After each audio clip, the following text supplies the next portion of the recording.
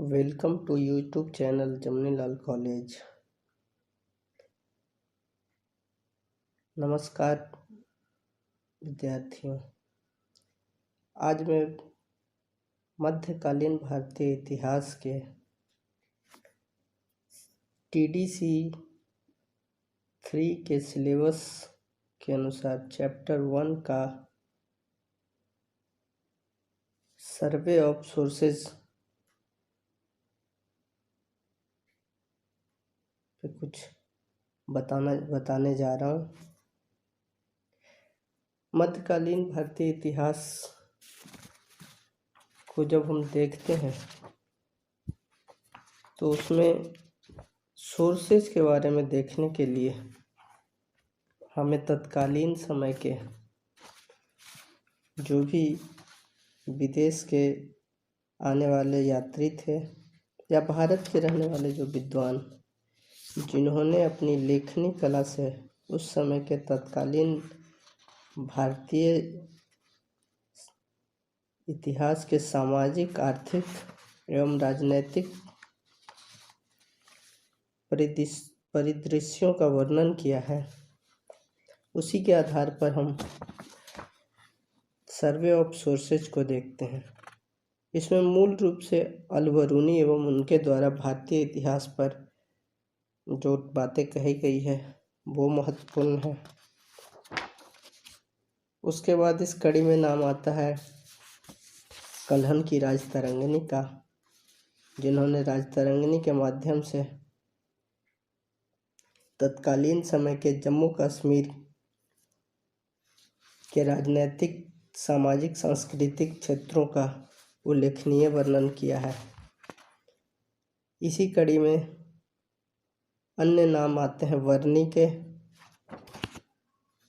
साथ ही Ibn Battuta के। तो हम सबसे पहले बात करेंगे अल-बरूनी के बारे में।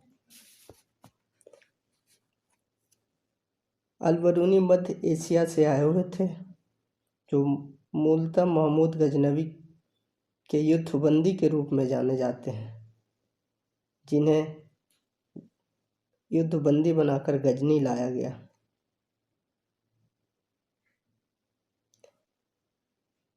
अल-बरूनी गजनी से पहले ख्वारिज्म शासकों के संरक्षण में थे, जहां उन्होंने अपनी पहली पुस्तक अल-कुरून अल-खलियां लिखी थी।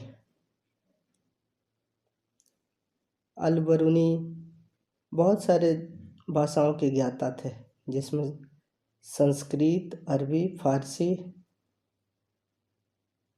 हिब्रू, ग्रीक, ख्वारिज्म, जितने भी भाषाएं हैं उस पर उनकी काफ़ी अच्छी पकड़ थी।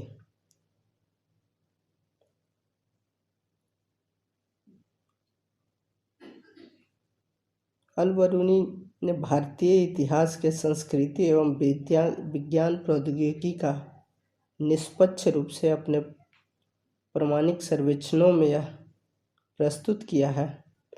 हालांकि वे कभी भारत आए नहीं, परंतु उन्होंने अपनी तत्कालीन समय के साहित्यों या लोगों से मिलजुल कर जो भी ज्ञान प्राप्त किया उसके बारे में सटीक वर्णन किया है। अल-बरूनी ने अपनी भारत के बारे में जो कुछ भी कहा है उसके बारे में थोड़े मोटी मोटी चर्चाएं मैं कर दे रहा हूँ। उसके अनुसार उन्होंने भारतीय उपमहाद्वीप स्थित भूगर्भ शास्त्र का समीचीन अध्ययन किया, जिसमें उन्होंने अनुमान लगाया कि यह भूखंड किसी विशाल सागर का भाग था, जो कालांतर में उत्क्षेपित होकर बाहर आया। उन्होंने भारतीय प्रवाह तंत्र, नदियों, यहाँ के मृदा की संगठन एवं संरचना के बारे में बताया। उन्होंने यहाँ के प्रमुख नगरों, जो उस समय मुख्य रूप से व्यावसायिक नगर थे, जैसे कन्नौज, मथुरा, पाटलिपुत्र, कश्मीर, नेपाल, तिब्बत, मालवा तथा कुछ एक दक्षिण भारतीय नगरों के भी नामों का उल्लेख किया है। दक्षिण पूर्व एशिया और चीनी समुद्र द्वीपों की भी चर्चा उन्होंने की है। खगोल विज्ञान के संबंध में उन्होंने अपनी पुस्तक में यह वर्णन किया है कि ब्रह्मांड की रचना विभिन्न ग्रहों की स्थिति, जिसमें 12 राशियों जो चंद्रमा की गतियों के आधार पर वर्गीकृत हैं, उनकी रचनाओं में कल्प, मनु, मनवांतर ऐसी दिन एवं मासों के एवं वर्षों के आधार पर ऐसे शब्दों की चर्चा से यह माना जाता है कि उन्हें भारतीय पुराण का भी अच्छा अध्ययन किया था।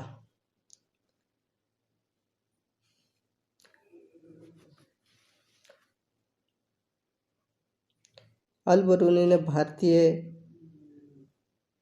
अर्थव्यवस्था में उस समय जो माप तौल प्रणाली थी, जिसमें सुवर्ण, तोला, मासा या प्रस्थ, आढ़क आदि का भी वर्णन किया है। अल-बरूनी ने संस्कृत साहित्य में वर्णित 18 क्रमों का वर्णन किया तथा संख्यात्मक लेखन विज्ञान से संबंधित ब्रह्मगुप्त को भी उन्होंने अपने लेखनी में उद्धृत किया है। अल-बरूनी ने भारत में रसायन शास्त्र के उपयोग के बारे में बताया कि उन्हें सोना को परिष्कृत कर और उसे बनाने के हेतु कीमियागरी का अच्छा ज्ञान था। साथ ही यहाँ के रसायनों को औषधि के रूप में प्रयोग करने का विशद विवरण उन्होंने अपनी रचनाओं में किया है। अल-बरूनी ने आयुर्वेद संबंधी रचना फिरदौस अल-हिकामा का भी अध्ययन किया, जिसके माध्यम से वह चरक संहिता से परिचित हुए।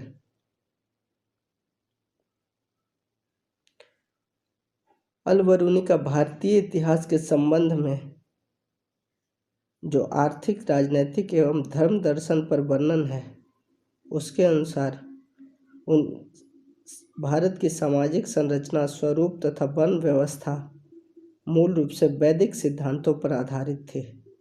यहाँ पर चातुर्वर्ण व्यवस्था की उत्पत्ति हुई। अल-बरूनी ने ब्राह्मणों, क्षत्रियों, वैश्यों तथा शूद्रों को उनके कर्मों के आधार पर जो आवंटित कार्यों था वैसा कार्य करने का वर्णन किया है। इस प्रकार उन्होंने चातुर्वर्ण व्यवस्था एवं अत्यंज तथा वर्ण व्यवस्था को उल्लेखित किया है।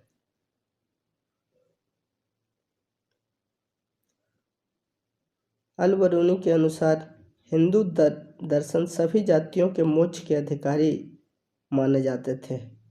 उन्होंने जाति व्यवस्था तथा मुसलमानों की सामाजिक व्यवस्था में भेदभाव की भी चर्चा की है। साथ ही उन्होंने महिलाओं की सामाजिक स्थिति यथा विवाह के प्रकार, संपत्ति व उत्तराधिकार के नियमों का भी वर्णन किया है। उनके अनुसार हिंदू समाज में तलाक का प्रचलन नहीं था।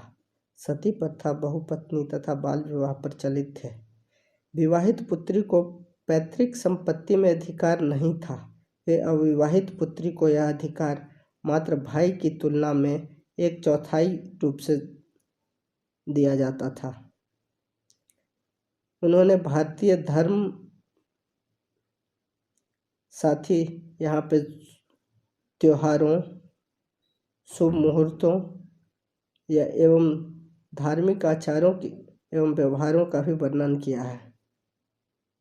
साथ ही उन्होंने विशेष रूप से भारतीय विद्वानों के संदर्भ में उनकी ज्ञान पटुता को लेकर कोप मंडूकता वाली भी टिप्पणी विशेष रूप से की है। भारतीय समाज की मानसिक संकीर्णता को उन्होंने अपने तत्कालीन भारत के आर्थिक एवं राजनीतिक विकास में एक बाधा के रूप में बताया है। अल-बरूनी ने भारत के दर्शन को अच्छी तरह से पढ़ा था। उन्होंने ईश्वरीय विषय अवधारणा के बारे में पातंजलि, गीता, पुराण तथा सांख्य दर्शन को सराहा भी है। उन्होंने एक दूसरे से भिन्न मत रखने वाले दार्शनिक अवधारणाओं की भी व्याख्या की है।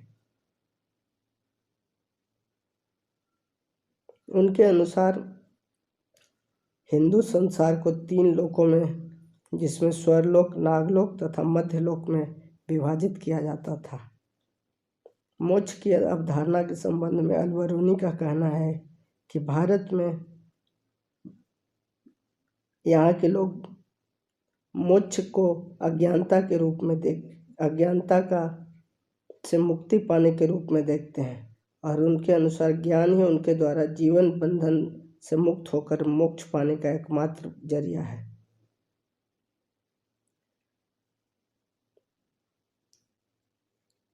जहाँ तक अलबरूनी द्वारा भारत के तत्कालीन सामाजिक, सांस्कृतिक एवं आर्थिक क्षेत्रों के वर्णन के संबंध में बात करना है तो ऐसा जान पड़ता है कि अलबरूनी ने भारतीयों को ज्ञान विज्ञान में अपने से निम्न स्तर पर माना है तथा मात्र अपनी श्रेष्ठता सिद्ध करने के लिए ही उन्होंने भारतीय सिद्धांत एवं यूनानी प्रभाव दर्शाने का प्रयास किया।